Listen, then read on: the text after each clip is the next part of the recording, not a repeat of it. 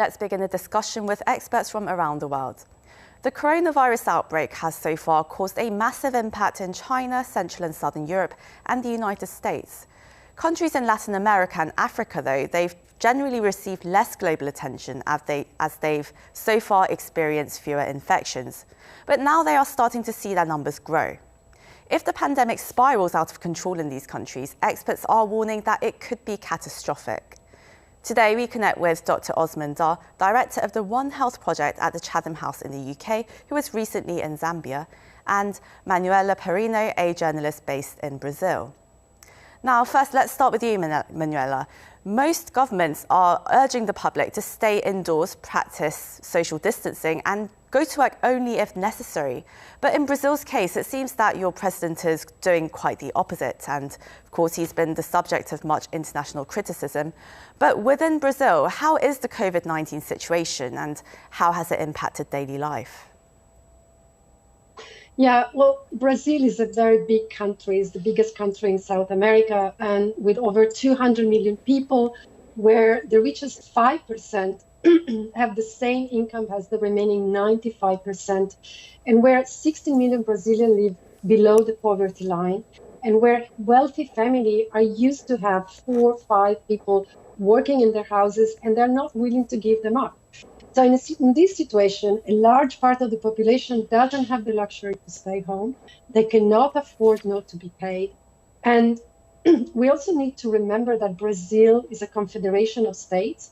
And in a situation of emergency, the governors have the authority to impose their own regulation. So each state right now is reacting in a different way. São Paulo and Rio de Janeiro, 2 of the richest states, have asked people to stay home. Schools are closed in almost all the states. But only private schools are able to offer distant learning classes, and this is creating a chaos. Malls, shops, cinema, and restaurants are closed in many states, but we're not seeing the level of restrictions that have been implemented in many European countries and part of the United States. People with low income and small businesses are struggling to survive, so lots of people are still going outside. Yes, traffic is light and buses are half empty, but life has not stopped completely.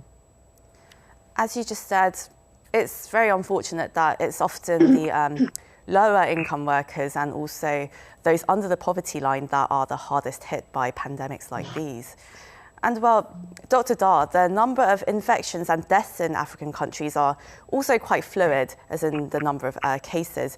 And you were actually in Zambia in March earlier last month, training medical officials and personnel from the African Union, which represents 46 states on the continent. How are the health authorities bracing themselves over there? Is there enough testing going on in these countries, and are they ready to deal with a sudden surge in cases? Well, thank you for your question. So the African Union actually represents 55 member states in Africa, and 39 out of the 55 are now reporting disease, with 23 of the countries having some local transmission. Only South Africa and Algeria at the moment have more than 500 cases. The rest have less.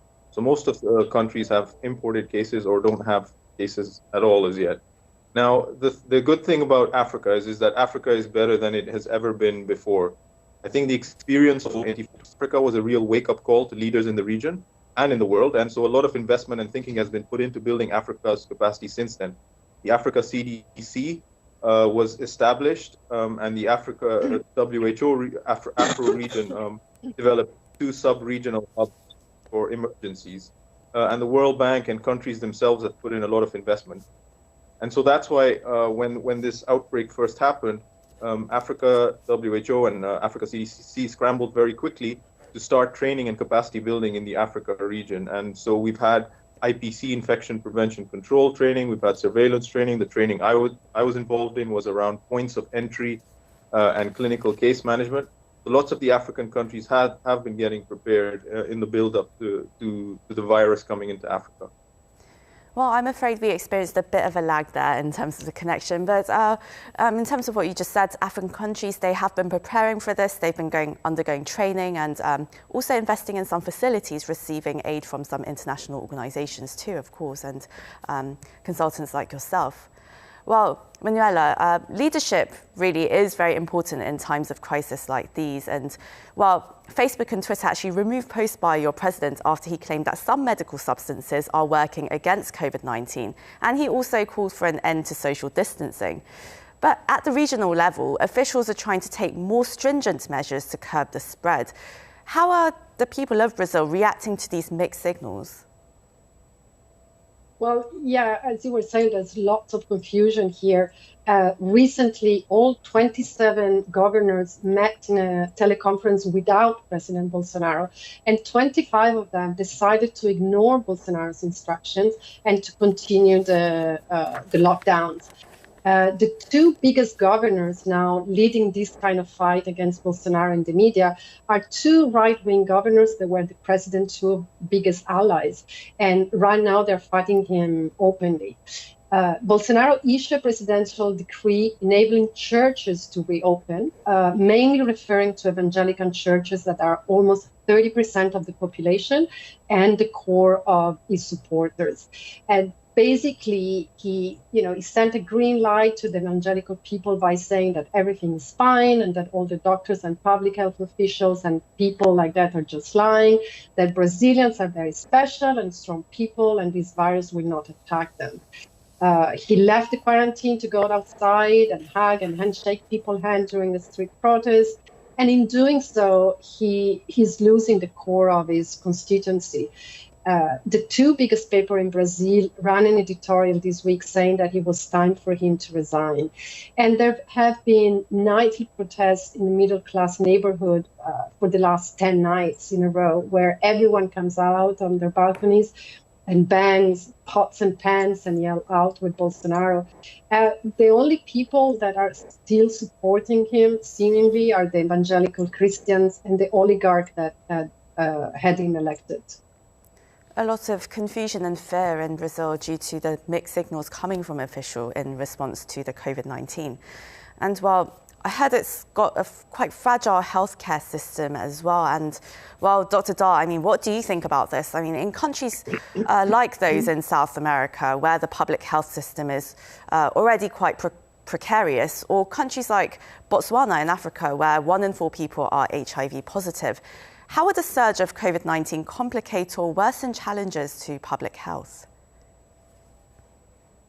So certainly countries with more fragile systems, healthcare systems like those that are in conflict in Africa, the DRC, the Central African Republic, South Sudan, Somalia, we certainly need to worry about those, because those do have fragile systems. And of course, there are big infectious disease killers as well in Africa. Tuberculosis, HIV, and malaria.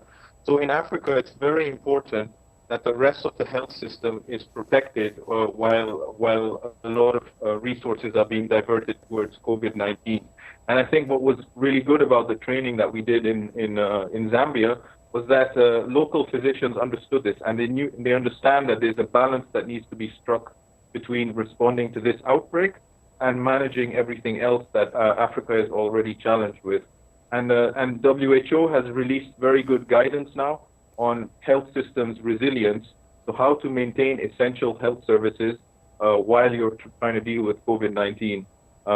So Africa is conscious and aware of these issues, and they're drawing on resources and partners from around the world to support them in keeping that health system resilience going. Because you're right, it's a key thing, balancing the challenge of COVID-19 with already strained health resources.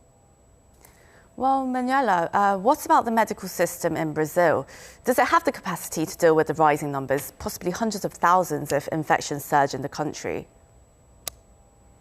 Well, Brazil was one of the best countries in the world in responding to the AIDS pandemic. So they do know how to handle pandemics. The problem is that, as pointed out by the Brazilian Ministry of Health, that if the country doesn't take proper precaution to stop the surge of the virus, the healthcare system will collapse. The risk here is that the virus, which has already reached the most poor and vulnerable areas, will spread at a speed that is out of control. The public system that serves 80% of the Brazilian population does not have the means to curb and a collapse will increase preventable mortalities. And so again, we're going to see a war between rich and poor. This is a virus that was imported by the wealthy in Brazil and is now reaching into the impoverished communities. Rio's first death was a maid who is believed to have caught it from her employer that had just came back from a trip to France. And the virus has left many of Brazilian 6 million domestic workers with an impossible choice, like either their job or their health. And the numbers that we have today are not giving us the image of what's really happening in the country because of lack of testing. According to Margaret Zarcomo, who's a pneumologist working at Fundação Oswaldo Cruz, one of the world's most respected tropical disease and public health research institution, said that the over 4,000 official current cases represent around 10% of the number of infected people. And so we are definitely looking at a surge of numbers and death in the following week, unfortunately.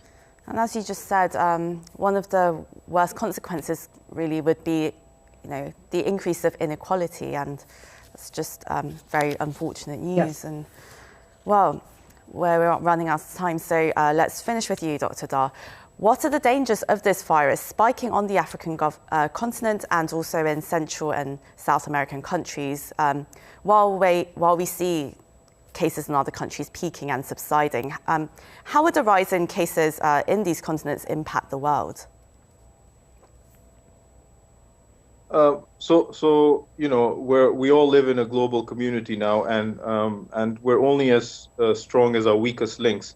And that's why it's really critical that we support those countries that have the weakest and most fragile health systems. And so, one of the big lessons from this outbreak will be that we really do need to address this issue of inequalities, global inequalities, and particularly inequalities in poorer parts of the world, like Africa, in order to protect all of us. I think those are going to be the sort of key lessons that we must learn. I think all regions need to be able to develop their own capacities, because you can see that there is what we're calling viral protectionism that's taking place now across the world.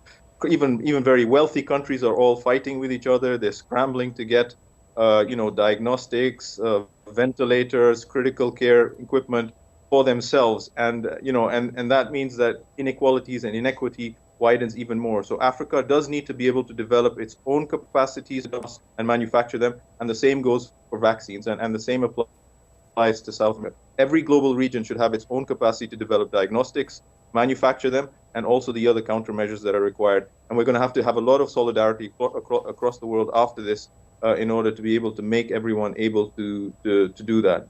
I think a lot of big institutions have roles to play. The World Bank and the IMF should increase their investments into African countries. Part of the reason African healthcare is so weak is because in the 70s and 80s, the World Bank and the IMF insisted on structural adjustment programs, which made African countries have to cut their public financing of the health system. So all this stuff needs to be looked at again, so that we have well-funded health systems across Africa and across Latin America too. Right, well, I'm afraid we're out of time there, but as you just said, international cooperation is needed to help these countries who have very weak healthcare systems respond properly to this crisis. Well, thank you so much, Dr. Osman Dar and Manuela Perino, for joining us all the way from London and Rio de Janeiro. Thank you for having me. Thank you. Well, this is also where we end the show. Thank you for watching, and we hope you join us at the same time tomorrow for more global insights on issues making headlines. Have a great day wherever you are. Goodbye.